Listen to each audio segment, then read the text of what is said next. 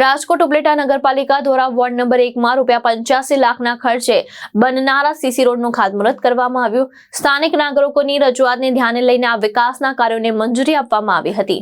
ઉપલેટા નગરપાલિકા ward number 1 ના Gokulnagar main road પર ₹85 લાખના ખર્ચે બનનારા સીસી રોડનું ખાતમુહૂર્ત કરવામાં આવ્યું હતું।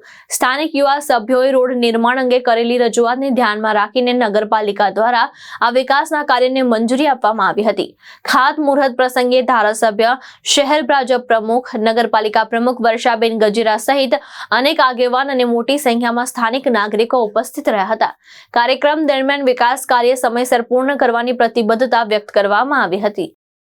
ઉપલેટા હું નગરપાલિકા પ્રમુખ વર્ષાબેન ગજેરા આજે વોર્ડ નંબર 1 માં ગોકુલ નગરમાં મેઇન રોડ જે છે એનું ખાતમુહૂર્ત કરવામાં આવ્યું।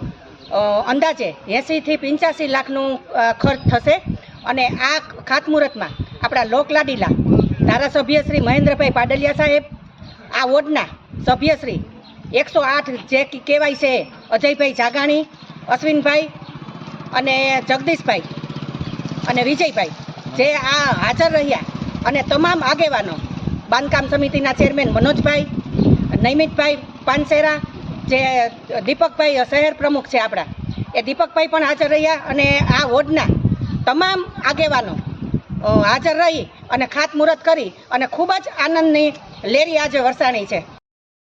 નીલમ બોલુ રાઠોડ, દ્રષ્ટિકોણ ન્યૂઝ, ઉપલેટા, રાજકોટ।